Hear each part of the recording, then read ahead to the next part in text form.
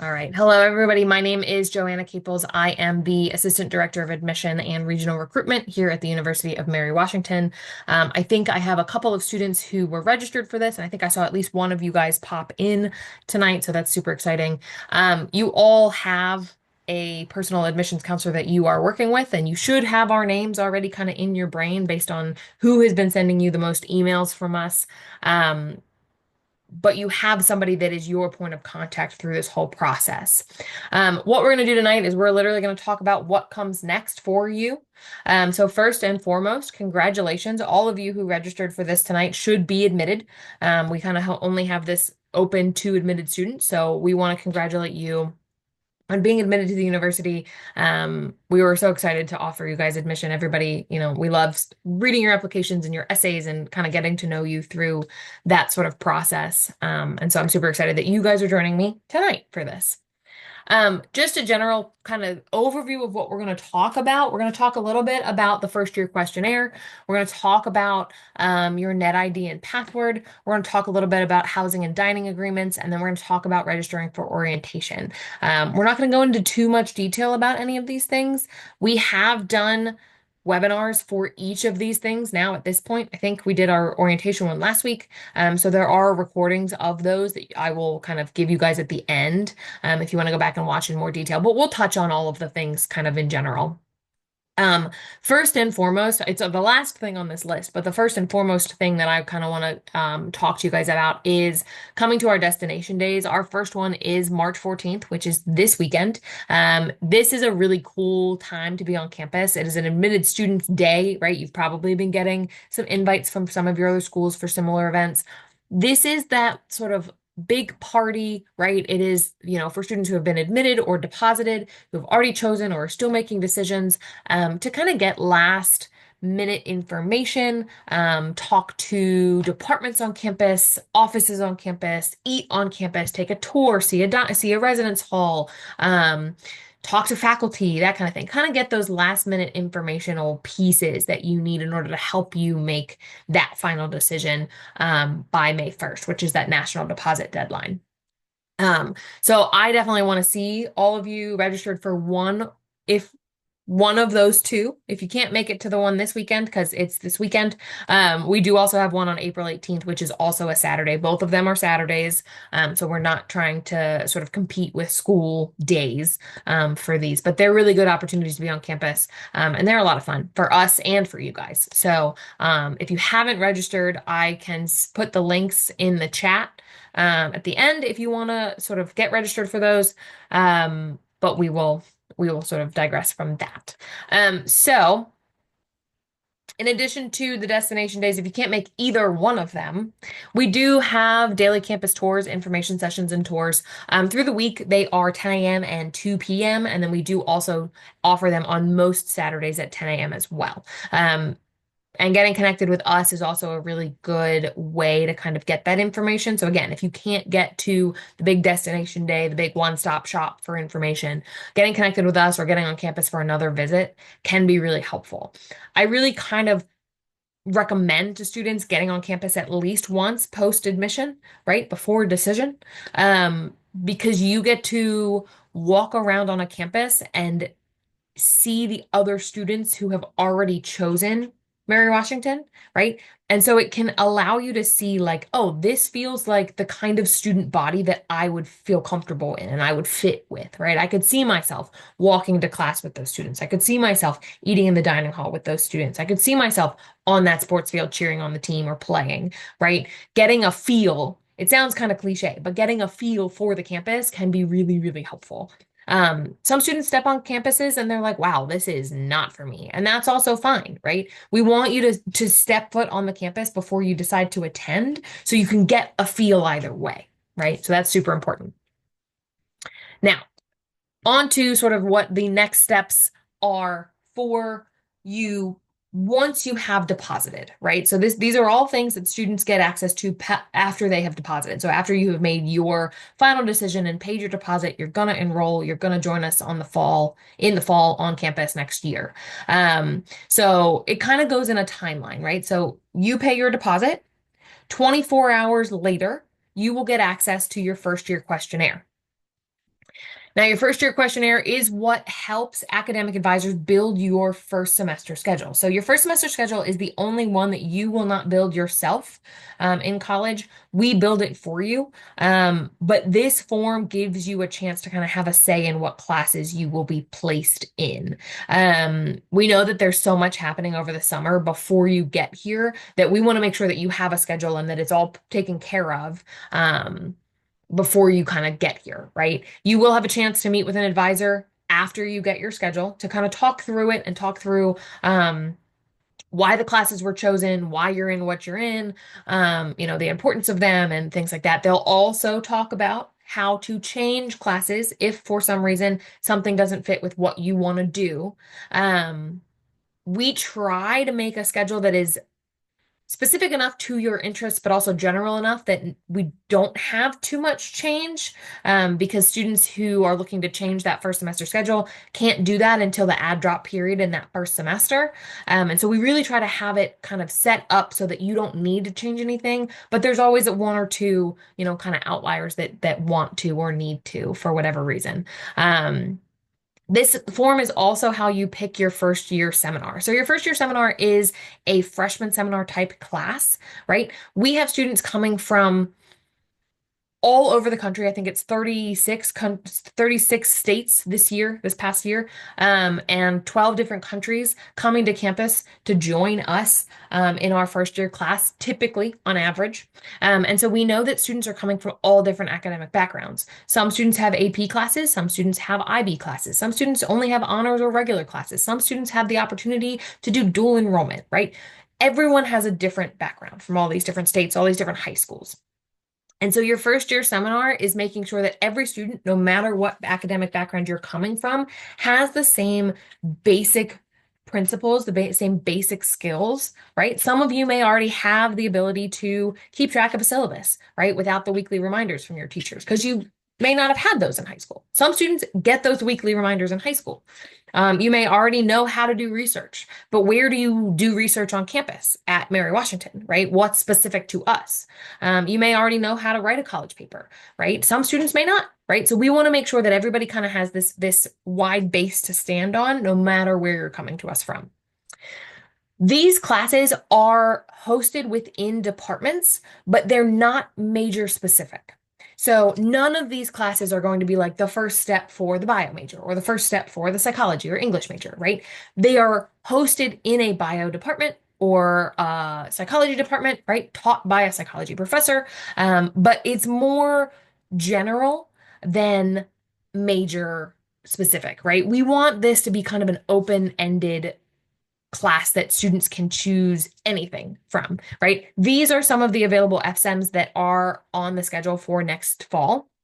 And you can, if you just look at this list, you can already probably see things that you have at the very least heard of before, right? Taylor Swift, history that didn't happen, ADHD, forbidden texts, right? So it's all, we have a whole list, and the QR code will actually show you the full list, where you can kind of go through all of them and kind of look at the descriptions and stuff like that.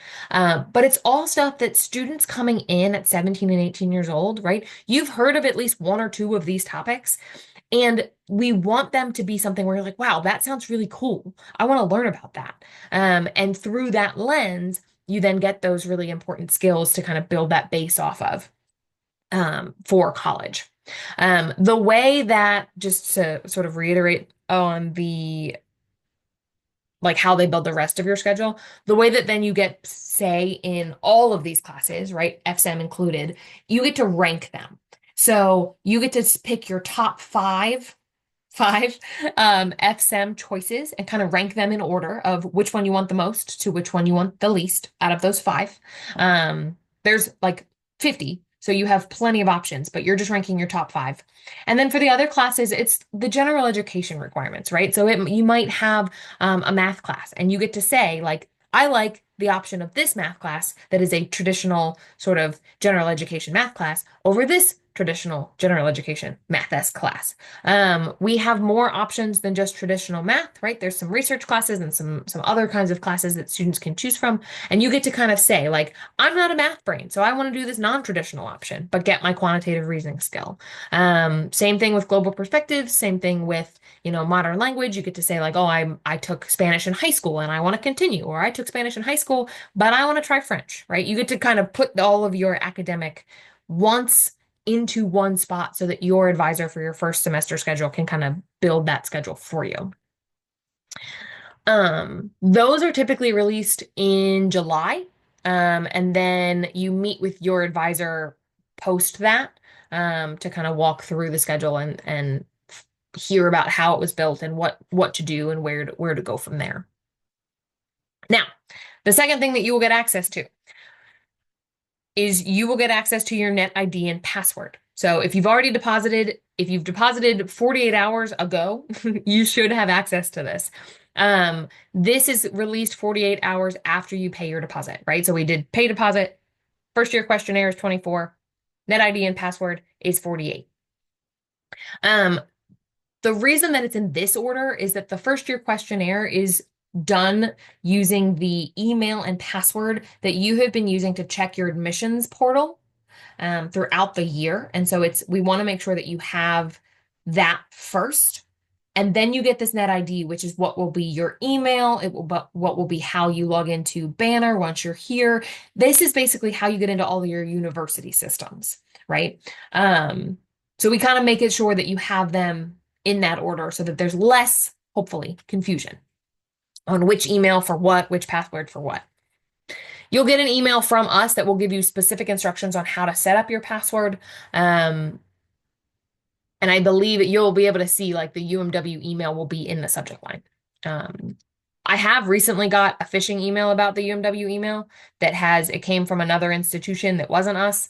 Any emails about your net ID and password will either come from admit@umw.edu or helpdesk@umw.edu. So if you get anything from anywhere else, feel free to forward it to us to make sure it's real, but probably don't click links until you are sure, just to be safe. Because I got one and I work for the university. So now the third thing that you're going to get access to is the housing and dining agreement.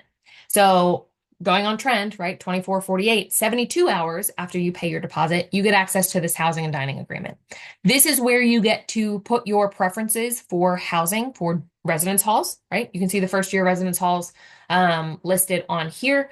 And then also get to sort of agree to your dining agreement, right? You are signing off on the dining, which I'll get into in just a second. The housing portion of this form is mostly, right, for habits and things of that nature. You will fill it out. This is how our residence life office will be placing students with their roommates. So you get to put in your preference for residence hall, but then other than that, it's like, I wake up early in the morning. I sleep with the light on. I like to study with loud music. I'm interested in, watching movies on the weekends or, whatever, right? I'm clean. I'm messy. I like this. I like that. I can't have smells in my room, whatever. We recommend, highly, highly recommend that students fill out the first year questionnaire and the housing and dining agreement themselves. I know sometimes parents like to help out, but because these things are so specific to the student, right?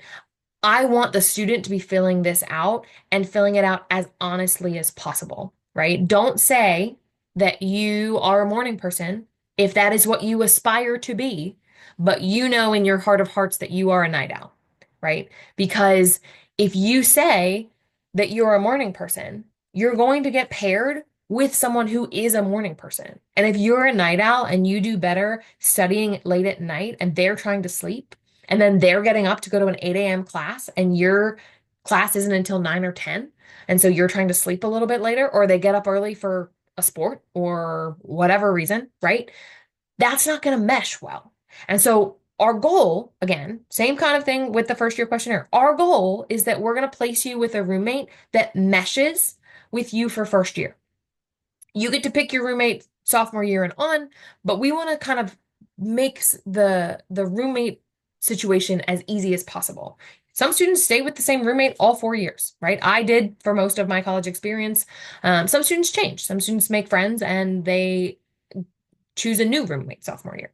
It all depends on the student, but we try to make it as easy as possible. On this agreement, there's also a spot at the very end where you can put a student's name if you've already determined that you want to live with a specific person. Now, if you both have to put your names, the other person's name, on your housing agreement. If you don't, if you put their name and they don't put yours, or they put your name and you don't put theirs, they're not going to pair you together because they don't want to place somebody in a room that they haven't agreed to be in unless it's, again, a good situation, right? And we're going to assume that if this person said it and this person didn't, maybe not, right? So then we would place you based on habits and things like that. So you just want to make sure that you've talked to whoever it is and you've kind of put each other on that agreement. You can see a due date here of June 9th. So that is when that housing agreement is due. So post May 1st, you have about a month to kind of fill that out. So there's plenty of time for that. And then dining agreement, all of our first year students are required to have our Eagle Unlimited plan. It is an unlimited meal plan. So you get unlimited meal swipes into our dining hall. You also get, I think it's 50 meal exchanges, which is where you can use your swipe card into one of our other dining options to get a meal. And we'll kind of go over this. I'll pull up the website later and we can kind of look at it if you want to. And then you also get, I think it's 200 Eagle Bucks.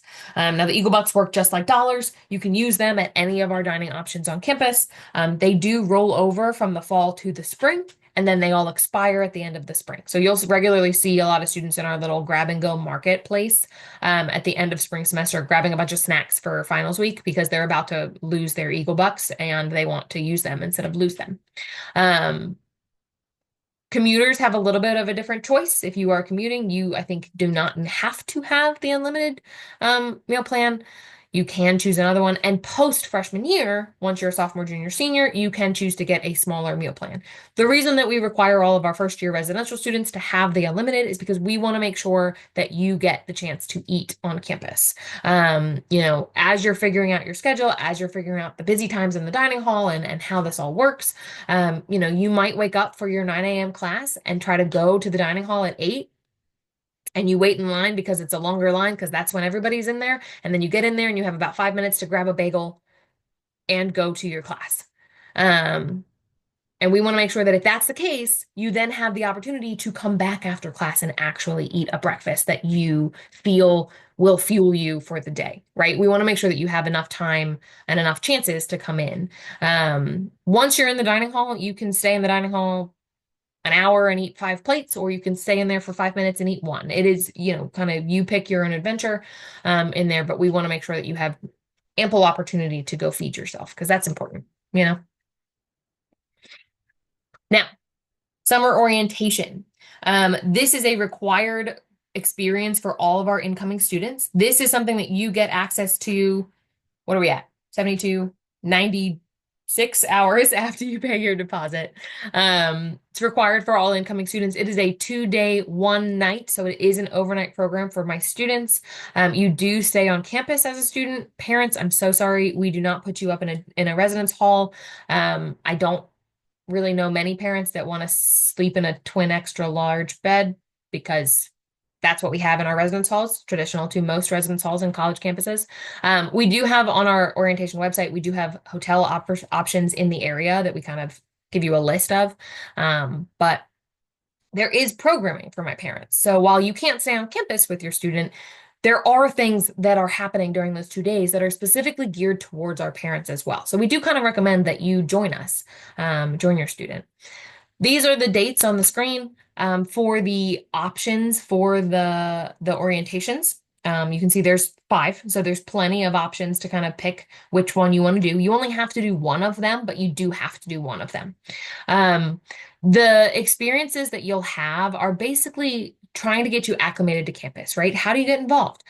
You'll get to do, for my students, you'll get to do sort of some programming that is like what we would do on a normal Friday, Saturday, Sunday on campus, sort of with student life. You get to kind of get acclimated to what student life has to offer, what academic life has to offer, things like that. And then the parents get sessions that are more about supporting their student either from close by or from afar, if some of my out of state or some of my international students are on here. What resources might you guys need to be able to help point your student in the right direction if because they are more comfortable with you necessarily than coming to a new faculty member or staff member, right? You can point them to the right place to go for whatever their question is because you already know, right? And they might come to you first. So that's kind of why we recommend that parents come. But it's a really good opportunity to kind of get to campus, kind of get a feel for it. You stay in a dorm, you eat in the dining hall, you meet other students who are coming to campus as well. So you kind of get to meet your fellow classmates and just have a good experience on campus. Now we move into kind of what's going to happen over the summer, right? So those are the four things that really happen immediately after you pay your deposit. And then we move into summer. These are just kind of dates to keep in mind. July 1st is when your final high school transcripts are due. So if we don't have your final high school transcript by July 1st, we will start reaching out to you and saying, hey, we kind of need this. Can you check in with your counselor and make sure that we get this? Now, if you wait until July, your high school counselor is also on summer vacation. So they might have a harder time. You might have a harder time getting in touch with them. They might have a harder time sending it to us. I always recommend to my students, as you're making decisions, right? If you've decided where you want to attend, let your counselor know. Because much like when they send us your original transcript, some schools have this, some schools don't, but some schools have it where you have to fill out like a whole form that says like I'm releasing my transcript to X schools and whatever. If you tell your counselor early on, then as soon as they get access to that final high school transcript, they'll send it on to whatever school you've told them you're attending. So that kind of takes care of that right off the bat. Now, first year move-in is typically the week before classes begin. So our first year's move-in, I think that's a Wednesday. And then you have a couple of days on campus even before the upperclassmen come back. So upperclassmen typically come back Saturday or Sunday before the first day of classes. But first year students get to kind of move in a couple days early. Again, get acclimated to campus. You figure out your residence hall. You figure out where your classes are, where the dining hall is. You do programming for first year students like honors convocation and eagle gathering, which is like honors convocation is where you sign the honor code, say, I'm not going to plagiarize, I'm not going to cheat, I'm going to be honorable in all of my academic work. Eagle gathering is something that's very traditional to us. You can see the candlelight walk is in that little thumbnail picture. So there's just some stuff to kind of get you feeling like a part of campus. And then on August 24th this year, I believe, is when first day of classes will be, which is the Monday following move-in. So you have kind of 5-ish days to be on campus before you really have to dive into your classes. So you get time to kind of settle. So that's just what the summer kind of looks like. Now, this just talks about getting connected. We have Zeeme. If you haven't heard about it, you should scan that QR code. Zeeme is set up much like a Discord, where every university, I think in the country actually, has a Zeeme channel. Some of them are active on it, like we are. Some of them are not. But we all have one, I'm told. And within the channel for University of Mary Washington, there are sub-channels or subreddits, right? I also equate it to Reddit, for Ask a Counselor, right? Ask a current student. There are current students who are still on there who answer questions for our prospective students, our incoming students. There's a channel for finding a roommate, right? If you want to find a roommate, and we have current students who are on there and saying, hey, I'm moving off campus this fall. I want to, anybody want to live in an apartment? Hey, my roommate is graduating early and I'm looking for a new roommate to live in this hall on campus, like things like that. Hey, I have a suite and we're looking for suite mates, things of that nature. So, current students, there's an admit channel, there's a deposited channel, there are destination day channels, there's all kinds of stuff for students to get involved in. There's also like a general conversation channel that pops off every once in a while, kind of almost on a weekly basis, where incoming students are like chatting with each other because they're excited, kind of getting to know each other and things like that. We do actually have a Zeme reception happening at Destination Day, at both Destination Days. So if you're on Zeme and you've been talking to students on Zeme, you can come to one of those and kind of meet in person the people that you've been talking to, which is really cool. And then on the other side of the screen, you see our Mary Wash Admissions Instagram page, which is where our office shares things about the university, things about our admissions process, dates, deadlines, things you need to know, updates, things like that. Mary Washington has its own Instagram, and then we have one for our office. So now I saw somebody put something in the chat, so I'm going to open up for questions. Yes, summer orientation is required for international students. You and I'm going to email you because you're mine. We've talked already. I'll email you about that for sure. But yes, we do. It's required of all students. Even commuter students have to do it and have to stay on campus. We know that while you may not have chosen to stay on campus or live on campus, the importance of that one night experience and what we do on that experience is really crucial for building your sort of community at Mary Washington. And so we do require it of all students, whether you're planning on commuting or living on campus or anything like that. So what other questions do you guys have? And if none, I will go ahead and pull up. You can put them in the chat, but I'm going to go ahead and also pull up, as I promised, my orientation website, because that's always a question.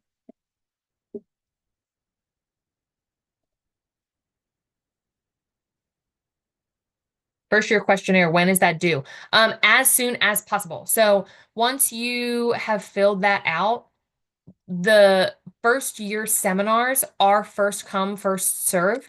So as they fill up, they will disappear from that form. But the earlier that you fill that out after you've made your deposit, the more choices that you have. So definitely sort of early. I think because like the schedules come out typically around the middle of July. I don't remember if we have an actual due date on those or not, but I would say like end of May, early June is a really good time to have that. Because the national deposit deadline is on May 1st, most of our students will have made those decisions. If you need extensions, we can sort of case by case talk to you about that.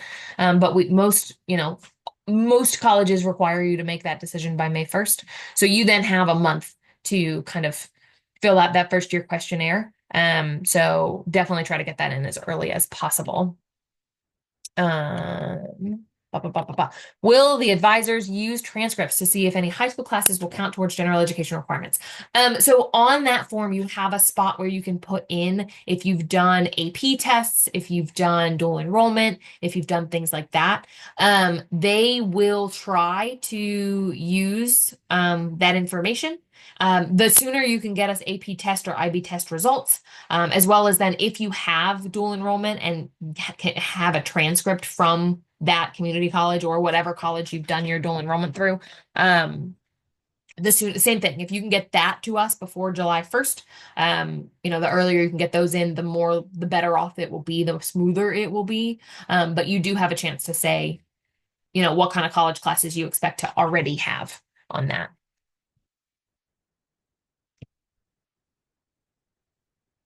If you're commuting in your first year and plan on moving into the residence halls in your sophomore year to senior year, what do meal plans look like? That's a really good question. I am going to I'm going to have your admissions counselor reach out on that one. Like I said, I think commuters have a choice for that first year because you're not living on campus. And then obviously sophomore, junior, and senior year, you have a choice. But I want somebody to reach out to you specifically to kind of talk you through what that would look like. So I'll have somebody reach out for that. Do honors college students have a choice in their freshman seminar courses? Yes. The honors program, I think there is an honors program an honors designated first year seminar, but it's not a requirement for the honor students to take that specific one. If the honor students want to take, Taylor Swift, they totally can sign up for that one. If the honor student wants to take, give 5 that don't include the honor class at all, that's totally fine. The other thing with honors is that our honors classes are actually open to all students. So if there's another student who is not necessarily in the honors program, that wants to take that honors designated first year seminar, they can put that as their first choice and they might actually get into it. We have those open to students because we do have a B track, a track B for students who either didn't apply, didn't get into the honors program as a first year student, first semester, but still really want to take that. And so we kind of allow students to start taking those classes even if they aren't in the program. Some students just like the challenge without having to take the X amount of honors classes before they graduate. So yes. And yes, I can totally link this in the chat. And I actually don't remember if it's open or not. Okay, first year families. This is typically where I'm gonna go back first. So first off, go back. There it is. So orientation prep list. This is 2025, obviously, but it's still pretty relevant. It goes through like checklists for students, checklists for guests, maps and directions, things like that. So it gives you a checklist for what to do before you get here, what to bring with you, right? Good stuff. For guests, what to bring with you, map of campus, all of that jazz. And then for the families, this is what I really like to bring up. So this gives you kind of the tentative schedule. This is obviously subject to change based on the year. It's different every year, but generally speaking, it looks very similar to this. So everyone in the meeting, let me put this link here in the chat. This is for the main orientation page. And then I clicked on the left side of the screen, I clicked first year families on that navigation menu to get to this page. Begins at 9 a.m. Check-in is as early as 7:30, so you can get there super early. Families and guests, we split up the students and the families in this first session, right? So families and guests get to learn about course registration process, student life on campus, student accounts, things of that nature. Students learn real world skills to assist in collegiate success. Afternoon, families and guests will get to explore educational sessions with their students. So you come back together with your guests. And then the guests get to go to a dessert reception at 6 p.m. and students go into that on-campus programming, kind of like what we would offer on a normal day on campus. Students, again, then stay overnight, right? Guests are welcome to go back to their hotel, go downtown to eat dinner, whatever they want to do. Day 2 begins at 7:45 for students because you're already there. And then 8 a.m. for guests again. So you will split you up kind of in the beginning. And then you will come back together kind of around noon. And then residence halls will be available open for tours typically between that 12:15 and 1:30. So you're done pretty early in the afternoon on that second day. So it's one full day and then one kind of half day. And then, like I said, here's that list of all of the local hotels. This one is actually right across the highway over the Sky Bridge from campus. Courtyard by Marriott is right downtown in the central downtown, like local downtown area. There's also another one that's not on here. There's another Marriott that's right downtown in the local downtown area called the Publisher, which is newer. Also very nice. I love that one. So yeah, so this is a really good informational sort of thing. It also talks about other parent resources that you might need. How to prepare for first year, all of this kind of stuff. So good. Is there parking provided for commuters or is there a fee? There is a fee. Commuters can absolutely park on campus. There is a parking pass that you would have to buy. My first year students who are residential students, I'm so sorry. We do not allow first years to have cars on campus. Commuters are different because obviously they have to get to campus. Sophomores, juniors, and senior year, you're welcome to bring your own car if you would like to. But again, parking pass will be something you would have to buy. FSIM's limited to the 8 topics you listed. No, there's several options. So on that, and I can put the link, let me see if I can find it really fast. Seminars, UMW. Ba, ba, ba, ba.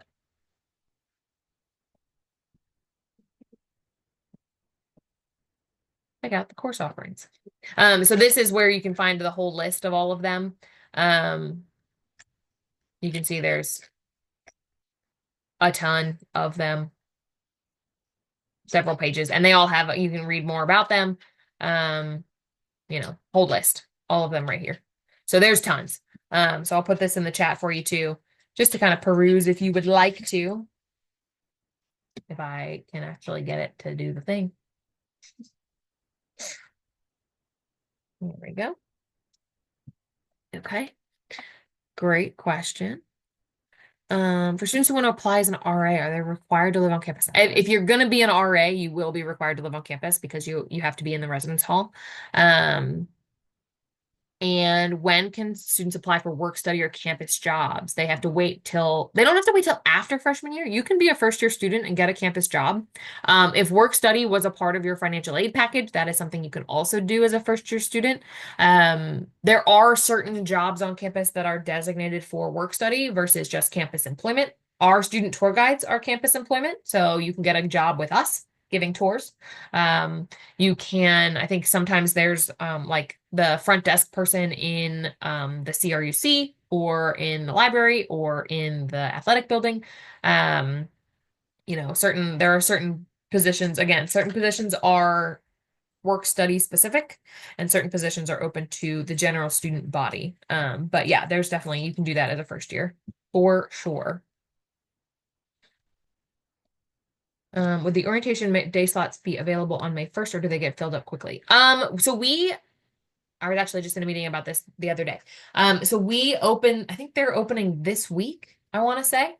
And once they're open, students who have already deposited will get access to them. Thanks, Daniel. They open this week. And the students get access to them. You can sign up. We kind of open them in pieces, right? So we open them with X amount of slots to kind of keep them all kind of equal. And as they grow, we kind of build as we need to. So we typically try to get, I think, I can't remember what Lily said, how many we typically try to get between each. I think it was like 150 students per session to come, just to kind of keep everybody kind of even, because we don't want one that has 500 students and then one that has 5. That would not be fun. So we want to keep them as even as we can. When can students expect financial aid packages? So depending on when you submitted your FAFSA will determine when you get your financial aid package. If you submitted your FAFSA months ago and you still have not seen it, double check, log into your admissions portal and make sure that you didn't get it and just haven't seen it. It would be in that admissions portal. On the top, there is the tabs of status, next steps, something financial aid. It would be under financial aid. And you'd be able to see it's a link to your PDF for your letter. And then if you don't have it there, log into your FAFSA, confirm you put us on it to receive it, and email your admissions counselor. So you can respond to any of the admissions emails and kind of get in touch with one of us and just say, hey, I submitted my FAFSA X amount of days ago, X months ago. I still haven't gotten my financial aid package. Can you check on that for me? And we can then check on our end. Sometimes technology is weird, right? That FAFSA has to go through the federal government, that then has to go through to us, and then has to go through our system, and then, right? So it just takes a couple of pieces. Typically, if all goes according to plan, like 2 to 3 weeks after you submit it is when we'd like to get it back to you. But of course, technology, like I said, sometimes it goes a little wonky. So if you haven't gotten it and you feel like you should have, if you just submitted your FAFSA, give it a couple of days at least. But if you submitted it a while back and you still haven't seen it, email us and we'll double check.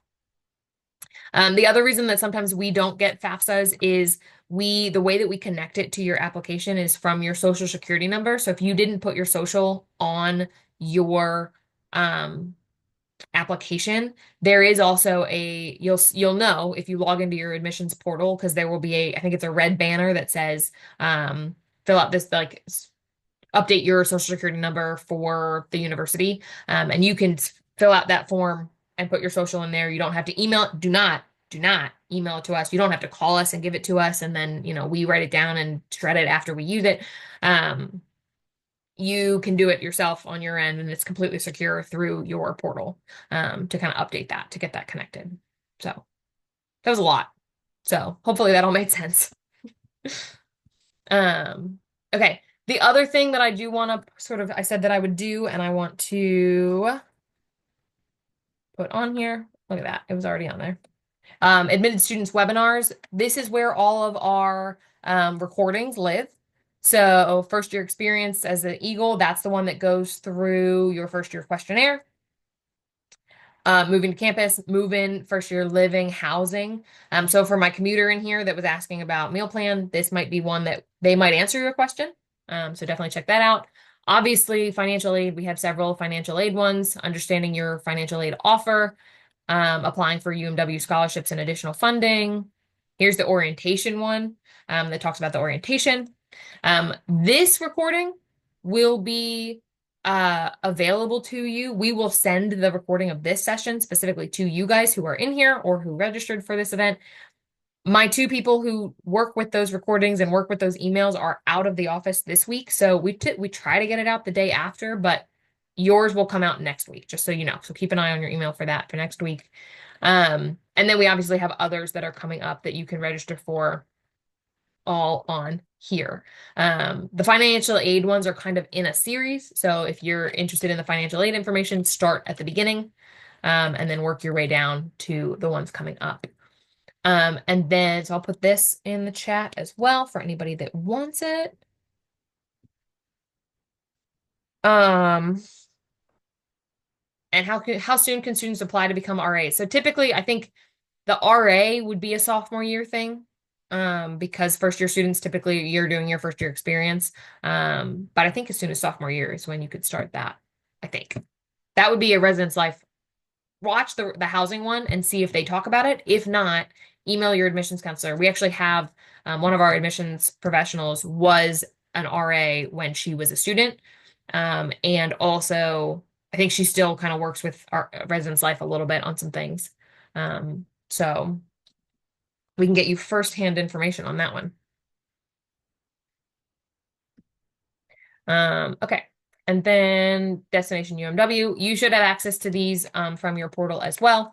But this is where you can find the registrations for the 2 admitted student days.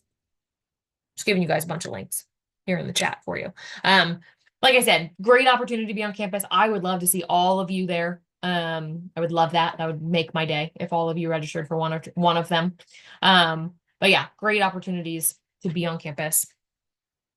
Definitely recommend it. Did I miss anyone's question? Did anybody else have a question that I did not get to?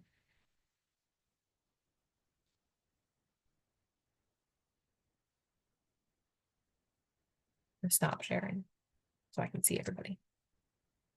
Anybody else? If not, you're welcome to head back to what day is it? Monday. And let us know if you need anything.